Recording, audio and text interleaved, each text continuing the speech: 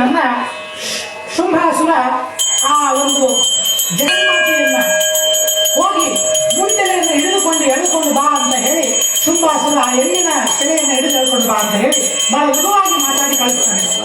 ಆ ಲಘುವಾಗಿ ಮಾತಾಡಿ ಕಳಿಸುವಂತಹ ಸಂದರ್ಭದಲ್ಲಿ ಅವನು ಕೂಡ ಅದೇ ರೀತಿ ಬರ್ತಾನೆ.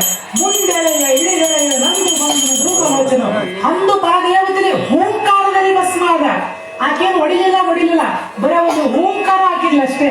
ಒಂದು ಹೂಂಕಾರ ಹಾಕಿದ ಹೊಡೆತಕ್ಕೆ ಧ್ರುವಲೋಚನ ಈಗ ಕರ್ಪೂರ ಸುಟ್ಟು ಹೋಯ್ತಲ್ಲ, ಆ ರೀತಿ ಸುಟ್ಟೆ ಹೋಗ್ಬಿಟ್ಟ. ಒಂದು ದಿನಕ್ಕೆ ಆಕೆಯ ಮುಂದೆಲೆಯನ್ನ ಇಳಿದುಕೊಂಡು ಹೋಗಂತ ಬಂದವನು ಬರೀ ಒಂದು ಹೂಂಕಾರ ಮಾತ್ರಕ್ಕೆ ಲಯ ಆಗಿ ಹೋಗಿದ್ದ. ಯಾರು? ಧ್ರುವಲೋಚನ. ನೋಡಿ, ಇದು ಅಧ್ಯಾತ್ಮ ಒಂದು ಸ್ಥೂಲ ಮತ್ತು ಸೂಕ್ಷ್ಮವಾಗಿ ವಿಚಾರ ಮಾಡಿದ್ರೆ ಧ್ರುವಲೋಚನ ಅಂದ್ರೆ ಯಾರು? ಧ್ರುವ ಅಂದ್ರೆ ಹೊಗೆ ಬಣ್ಣ ಅಂತ ಬರ್ತದೆ. ಧ್ರುವ ಲೋಚನ ಅಂದ್ರೆ ಕಣ್ಣು, ಲೋಚನ ಅಂದ್ರೆ ಕಣ್ಣು. ಧ್ರುವ ಅಂದ್ರೆ ಎರಡು ಮಿಕ್ಸ್ ಇರ್ತಾವ ಬಣ್ಣ, ಒಂದು ಕಪ್ಪು ಮತ್ತು ಕೆಂಪು. ಇವೆರಡು ಮಿಕ್ಸ್ ಇರುವಂತಹ ಧ್ರುವ ಬಣ್ಣ ಅಂತ ಕರೀತಾರೆ. ಈ ಒಂದು ವರ್ಣವಿರ್ತಕ್ಕಂಥ ಲೋಚನ ಅಂದ್ರೆ ಕಣ್ಣು. ಈ ಬಣ್ಣದಲ್ಲಿರುವಂತಹ ಕಣ್ಣನ್ನ ಹೊಂದಿರ್ತಕ್ಕಂಥವನು ಧ್ರುವಲೋಚನ ಅಂತ ಅರ್ಥ ಏನಂದ್ರೆ ಯಾರಿಗೆ ಈ ತರದ ಕಣ್ಣುಗಳಿರ್ತಾವೋ ಅವರೆಲ್ಲ ಧ್ರುವಲೋಚನನೇ ಹಂಗಲ್ಲ. ಅರ್ಥ ಏನಪ್ಪ ಅಂದ್ರೆ ಯಾರು ಕಣ್ಣು ಸರಿಯಾಗಿಲ್ಲವೋ ಅವರೆಲ್ಲರೂ ಧ್ರುವಲೋಚನರೇ. ಕಣ್ಣು ಸರಿಯಾಗಿಲ್ಲ ಅಂದ್ರೆ ನೋಡಕ್ ಕಣ್ಣು ಸರಿ ಇಲ್ಲ ಅಂತ ಅಲ್ಲ, ಅಂದ್ರೆ ಅವರ ರೀತಿಗಳು ನೋಡುವಂತಹ ರೀತಿಗಳು ವ್ಯತ್ಯಾಸ ಇದ್ರೆ ಅವರು ಧ್ರುವಲೋಚನೆಗೆ ಸಮಾನ. ಅದಕ್ಕೆ ಹೇಳ್ತಾರೆ, ಕಚ್ಚೆ ಕೈ ಬಾಯಿಗಳು ಇಚ್ಛೆಯಲ್ಲಿದ್ದರೆ ಅಚ್ಚುತಪ್ಪನ ಮಗ ಅಜನಪ್ಪ. ನಮಗೆ ಕಣ್ಣು ನಾಲಿಗೆ ಇವೆಲ್ಲವೂ ಸ್ವಾಧೀನದಲ್ಲಿರ್ಬೇಕು. ಅಂದ್ರೆ ನಾವು ಹೇಳದಂಗ ಅವು ಕೇಳಬೇಕು, ಅವು ಹೇಳದಂಗ ನಾವು ಕೇಳಬಾರ್ದು.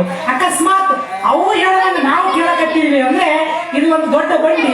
ಈ ಬಂಡಿಯನ್ನು ಹೊಡಿತಕ್ಕಂತ ಐವರೂ ಮಾನಿಸರು ಒಬ್ಬರಿಗೂ ಸಮನಿಲ್ಲವಯ್ಯ.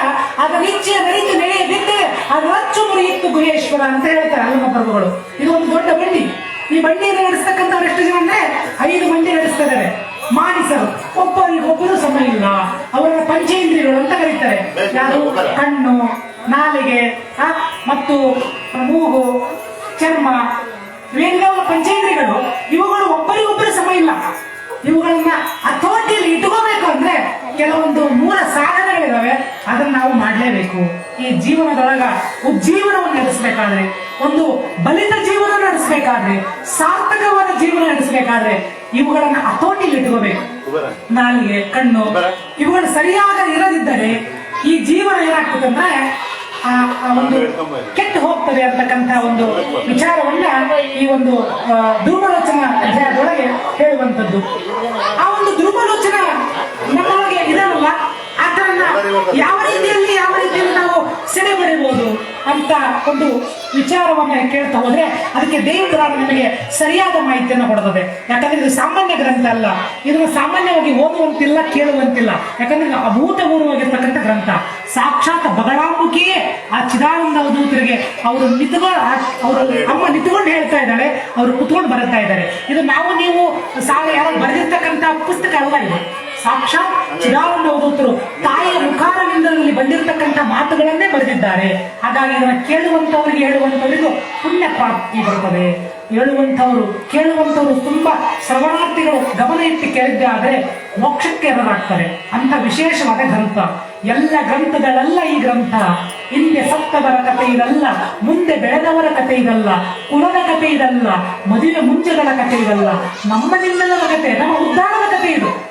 ನಮ್ಮನ್ನ ಯಾವ ರೀತಿ ಇಟ್ಕೋಬೇಕು, ನಮ್ಮ ಜೀವನದಲ್ಲಿ ಹೆಂಗೆ ತೊಡಗಿಸ್ಕೊಳ್ಬೇಕು, ನಾವು ಯಾವ್ಯಾವ ಕೆಲಸ ಮಾಡಿದ್ರೆ ಏನೇನು ರೀತಿ ಆಗ್ತದೆ, ಇವುಗಳೆಲ್ಲ ತಿಳಿಸಿಕೊಡುವಂತಹ ಒಂದು ಶಾಸ್ತ್ರ, ಪುರಾಣಗಳು ಎಲ್ಲವನ್ನೂ ಉಪನಿಷತ್ತುಗಳನ್ನ, ವೇದಗಳನ್ನ ಸಂಗಮವಾಗಿರುವಂತಹ ಪುರಾಣ ಅಂದ್ರೆ ಅದು ದೇವಿ ಪುರಾಣ. ಇದು ದೇವಿ ಪುರಾಣ ಅನ್ನೋದಕ್ಕಿಂತ ದೇಹ ಪುರಾಣ. ಯಥ ಬ್ರಹ್ಮಾಂಡ ತಥ ಪಿಂಡಾಂಡ. ಈ ಬ್ರಹ್ಮಾಂಡ ಹೆಂಗಿದೆಯೋ ಈ ಪಿಂಡಾಂಡನೂ ಹಂಗಿದೆ. ಇದು ಬ್ರಹ್ಮಾಂಡನ ಒಂದು ಟಿವಿ ಇದ್ದಂಗೆ. ಇದನ್ನ ಕಂಟ್ರೋಲ್ ಮಾಡೋ ರಿಮೋಟ್ ಯಾವ್ದಂದ್ರೆ ನಮ್ಮ ದೇಹ.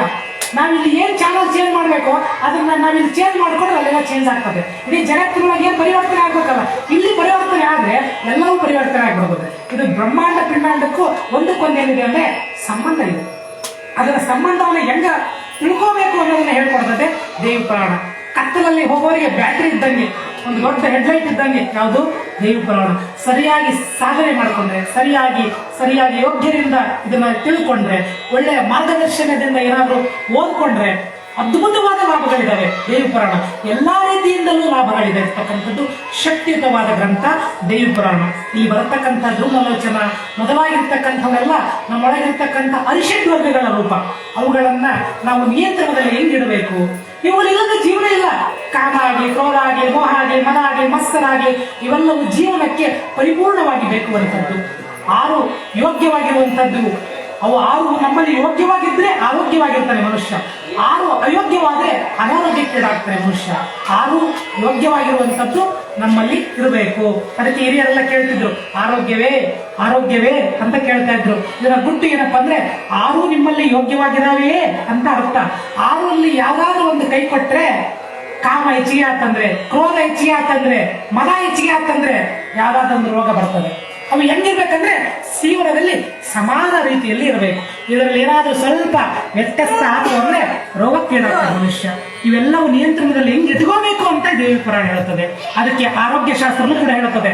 ನಾವು ಊಟ ಮಾಡುವಾಗ ಸರಿಯಾದ ಮಿತ ಬೆಳಕೆಯನ್ನು ಊಟ ಮಾಡಬೇಕು.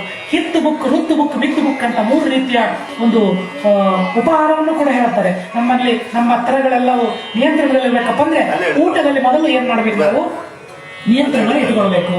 3 ರೀತಿಯ ಊಟಗಳು ಹೇಳ್ತಾರಲ್ಲ, ಮಿತ್ ಬುಕ್, ಹಿತ್ ಬುಕ್, ಋತು ಬುಕ್. ಮಿತವಾದ ಊಟಗಳು. ಮಿತ್ ಬುಕ್ ಅಂದ್ರೆ ಮಿತವಾದ ಊಟಗಳು. ಋತು ಬುಕ್ ಅಂದ್ರೆ ಋತುಮಾನಕ್ಕೆ ತಕ್ಕಂತ ಊಟಗಳನ್ನ ಮಾಡಬೇಕು. ಇವುಗಳನ್ನ ಮಾಡೋದ್ರಿಂದಲೂ ಕೂಡ ನಮಗೇನಾಗ್ತದೆ, ನಮ್ಮ ಒಂದು ನಿಯಂತ್ರಣ ಇರ್ತದೆ. ಇಂದ್ರಿಯಗಳ ಮೇಲೆ ನಿಯಂತ್ರಣ ಇರ್ತದೆ. ನಮ್ಮ ಕಣ್ಣಿನ ಮೇಲೆ, ನಮ್ಮ ನಾಲಿಗೆ ಮೇಲೆ, ನಮ್ಮ ಮನಸ್ಸಿನ ಮೇಲೆ ಹತೋಟಿಯನ್ನ ಸಾಧಿಸುವಂತ ಪ್ರಯತ್ನಗಳಲ್ಲಿ ಆರೋಗ್ಯ ಬಹಳ ಮುಖ್ಯ. ಹಾಗಾಗಿ ಊಟದ್ದು ವಿಚಾರವಾಗಿ ದೇವಿ ಪುರಾಣ ಹೇಳ್ತದೆ. ಆರೋಗ್ಯ ಶಾಸ್ತ್ರವನ್ನು ಕೂಡ ಹೇಳ್ತದೆ. ಎಲ್ಲಾ ಶಾಸ್ತ್ರಗಳು ಇದರಲ್ಲಿ ಸಮ್ಮಿಳಿತವಾಗಿದ್ದಾವೆ. ಈ ದೇವಿ ಪುರಾಣ ಒಂದು ಓದಿದ್ರೆ ನೀವು ಎಲ್ಲಾ ಶಾಸ್ತ್ರ ಓದಿ ಬಂದಂಗ ಅಂಥ ಪುರಾಣ ದೇವಿ ಪುರಾಣ. ಇದು ಕೇವಲ 9 ದಿವಸ ಹೇಳಿ ಇದನ್ನ ಕೇಳಿ ಬಿಟ್ಟರೆ ಅಷ್ಟೇ ಅಲ್ಲ. ಇದನ್ನೇನಾದ್ರೂ ಜೀವನಕ್ಕೆ ನೀವು ತಗೊಂಡಿದ್ದೆ ಆದರೆ ಜೀವನ ಒಂದು ಪರಿಪೂರ್ಣವಾದ ಪುಟಕ್ಕಿಂತ ಚಿನ್ನಂತಾಗ್ತದೆ. ಕೇಳಬೇಕು, ಹೇಳಬೇಕು ಅಂತ ಅಪೇಕ್ಷೆ ಇಟ್ಟುಕೊಂಡು ಕಮಿಟಿಯವರು ಬಹಳ ಶ್ರಮವಹಿಸಿ ಒಂದು ಪುರಾಣವನ್ನು ಎಲ್ಲರಿಗೂ ಮುಟ್ಟಬೇಕು. ಎಲ್ಲರೂ ಆದರ್ಶಪ್ರಾಯವಾಗಬೇಕು. ಎಲ್ಲರ ಜೀವನ ಉಜ್ಜೀವನ ಆಗಬೇಕು. ಎಲ್ಲ ಕಡೆಯೂ ಆಗ್ತದೆ ದೇವಿ ಪುರಾಣ. ಇಡೀ ನಮ್ಮ ಒಂದು ಉತ್ತರ ಕರ್ನಾಟಕ ಭಾಗದೊಳಗ ದೇವಿ ಭಾಗವತ, ದೇವಿ ಪುರಾಣ, ದೇವಿ ಮಹಾತ್ಮೆ ಅಂತ ಹಾಕ್ತಾರೆ. ದಕ್ಷಿಣ ಕನ್ನಡದಲ್ಲ ದೇವಿ ಸಪ್ತಶತಿ ಅಂತ ಮಾಡ್ತಾರೆ. ಒಟ್ಟು ಎಲ್ಲಾ ಕಡೆಗೆ ಹಾಕಿ ಚರಿತ್ರೆಯನ್ನ ಮಾಡುವ ಉದ್ದೇಶ ಅಂದ್ರೆ ಇಲ್ಲಿಂದ ಬೆಳಗಬೇಕು. ದೇವಿ ಇದನ್ನ ಓದಿದ್ರೆ ದೇವಿಗೆ ಒಳಗಾಗಲ್ರಿ, ನಮಗೆ ಒಳಗಾಗ್ತದೆ.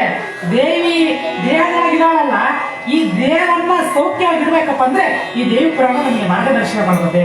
ಹೇಗೆ ಓದಿದ್ರ ನಾವೆಲ್ಲ ಮಾಡಿದ್ರೆ ನೋಡಪ್ಪ, ನಾವು ದೇವಿಗೆಲ್ಲ ಒಳ್ಳೇದು ಮಾಡಿದ್ವಿ, ಸೀರೆ ಕೊಡಿಸಿದ್ವಿ, ಬಳಿ ಕೊಡಿಸಿದ್ವಿ, ಚೋಲಿ ಕೊಡಿಸಿದ್ವಿ, ದಿನ ಒಂದು ಹಾರ ಹಾಕಿ ಬಂದ್ವಿ. ಏನು ನಮಗೇನು ಏನಾಗಿಲ್ಲ. ಸೀರೆ ಕೊಡಿಸೋದಲ್ಲ, ಬಳಿ ಕೊಡಿಸೋದಲ್ಲ, ಅದ್ರ ಜೊತೆಗೆ ನಾವಲ್ಲಿ ಸರಿಯಾಗಿ ಕ್ಷಮಬದ್ಧವಾಗಿ, ಶ್ರದ್ಧಾಬದ್ಧವಾಗಿ, ಭಕ್ತಿಪೂರ್ವಕವಾಗಿ ನಡ್ಕೊಂಡಿದ್ದೇ ಆದರೆ ಅವೆಲ್ಲವನ್ನೂ ನೀನು ಕೇಳಲಿಲ್ಲ. ಆಕೆ ಆಡಂಬರಕ್ಕೆ ಒಲಿಯಳು. ಆಕೆ ಒಲಿಯೋದು ಭಕ್ತಿಗೆ ಮಾತ್ರ. ಭಕ್ತಿವಶಾಯ ನಮಃ. ಅಂತರ್ಮುಖ ಸ್ಮಾರಾದೈ ಬಹಿರ್ಮುಖ ಸುದುರ್ಲಭ. ಅಂತರ್ಮುಖದಲ್ಲಿ ಇದ್ದಾಳೆ ಆಕೆ. ಅಂತರ್ಮುಖವಾಗಿ ಆಚರಣೆ ಮಾಡಿದಾಗ ಮಾತ್ರ ಆಕೆ ಕಾಣ್ತಾಳೆ. ಹೊರಗೆ ಇದ್ದಾಳೆ, ಎಷ್ಟು ಮಟ್ಟಿಗೆ ಕಾಣ್ತಾಳೆ ಅಂದ್ರೆ ಆಕೆ ಹೊರಗೆ ಗೋಚರ ಆಗೋದು ಅವ್ಯಕ್ತ ರೂಪದಲ್ಲಿ ಅಷ್ಟು ಸುಲಭವಲ್ಲ. ಹೊರಗೆ ಗೋಚರ ಆಗೋದು, ಒಳಗೆ ಜಾಗೃತ ಆಗದ ಹೊರತು ಹೊರಗೆ ಗೋಚರ ಆಗೋದಿಲ್ಲ ಆ ಶಕ್ತಿ. ಅಂತ ಅದ್ಭುತವಾಗಿರ್ತಕ್ಕಂಥ ಈ ದಿವ್ಯ ಪಾರಾಯಣದಲ್ಲಿ ಧ್ರುವಲೋಚನನು ಯಥಚಿತ್ ಧ್ರುವಲೋಚನ, ಆ ಕಣ್ಣು ಸರಿ ಇಲ್ಲದವನು, ಆಕೆನ ವಿಕಾರವಾಗಿ ನೋಡಕ್ ಬಂದ, ಕಾಮ ರೂಪದಲ್ಲಿ ಆಕೆಯ ಬಯಸಿ ಬಂದಿರತಕ್ಕಂಥವನು, ಆಕೆಯನ್ನ ಎಳೆದೊಯ್ಯಲು ಬಂದಿರತಕ್ಕಂಥ ಧ್ರುವಲೋಚನ ಬರೀ ಹೂಂಕಾರದಲ್ಲಿ ಭಸ್ಮಾದ. ಆ ಜಗನ್ಮಾತೆಯ ಹೂಂಕಾರ ಒಂದೇ ಒಂದು ಅಂತ ಜೋರಾಗಿ ಹೂಂಕಾರ ಮಾಡಿದ್ದು. ಆ ಹೂಂಕಾರ ಮಾಡಿದ ಹೊತ್ತಕ್ಕೆ ಸುಟ್ಟು ಭಸ್ಮ ಆಗಿ ಹೋದ ಅದು ಧ್ರುವಲೋಚನ. ಈಗ ಧ್ರುವಲೋಚನ ಆಟ ಆಯಿತು. ನಂತರ ಇದ್ದಿರ್ತಕ್ಕಂಥ ಎಲ್ಲಾ ಸೈನಿಕರು ಆಕೆ ಮೇಲೆ ಮುತ್ತಿಗೆ ಹಾಕ್ತಾರೆ. ಮುತ್ತಿಗೆ ಹಾಕಿದಾಗ ಆ ಎಲ್ಲಾ ಸೈನ್ಯವನ್ನ ಧೂಳಿಪಟ ಮಾಡಿ ಹಾಕ್ತಾರೆ. ಆ ಸಿಂಹದ ವೈಭವ ಏನು ಹೇಳ್ತಾರೆ ಇಲ್ಲಿ, ದೇವಿಯಲ್ಲಿರ್ತಕ್ಕಂಥ ವಾಹನ ಯಾವುದಂದ್ರೆ ಸಿಂಹವಾಹನ. ನಮ್ಮ ಸನಾತನ ಧರ್ಮದೊಳಗ ಎಲ್ಲಾ ದೇವತೆಗಳಿಗೂ ಒಂದೊಂದು ವಾಹನ ಕೊಟ್ಟಾರೆ. ಆ ವಾಹನಗಳ ಸಾಂಕೇತಿಕ ರೂಪ ಏನಂದ್ರೆ ಗಣಪತಿಯನ್ನ ಇಲಿ ಮೇಲೆ ಕೂಡಿಸಿದ್ದಾರೆ, ಷಣ್ಮುಖನನ್ನ ನವಿಲ ಮೇಲೆ ಕೂಡಿಸಿದ್ದಾರೆ, ಶಿವನನ್ನ ನಂದಿ ಮೇಲೆ ಕೂಡಿಸಿದ್ದಾರೆ, ಮತ್ತು ನಮ್ಮ ಯಾರನ್ನ ಜಗನ್ಮಾತೆಯನ್ನ ಸಿಂಹದ ಮೇಲೆ ಕೂಡಿಸಿದ್ದಾರೆ. ಸಿಂಹ ಯಾವುದರ ಪ್ರತೀಕ? ಸಿಂಹ ಧರ್ಮದ ಪ್ರತೀಕ. ಧರ್ಮವನ್ನೇ ಹೇಳಿ ಕೂತಿದ್ದಾಳೆ ಯಾರು? ಜಗನ್ಮಾತೆ. ಧರ್ಮಾರೂಢಿ ಆಕೆ. ಅಷ್ಟೇ ಅಲ್ಲ, ಗಣಪತಿ ಇಲಿ ಮೇಲೆ ಕೂತಿದ್ದಾರೆ.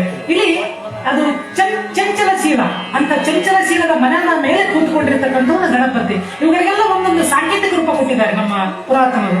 ಇಲ್ಲಿ ಬಂದಿರತಕ್ಕಂಥ ಸಿಂಹ ಅನ್ನೋದು ಯಾವುದಂದ್ರೆ ದಾನದ ಸಂಕೇತ ಮತ್ತು ಧರ್ಮದ ಸಂಕೇತ.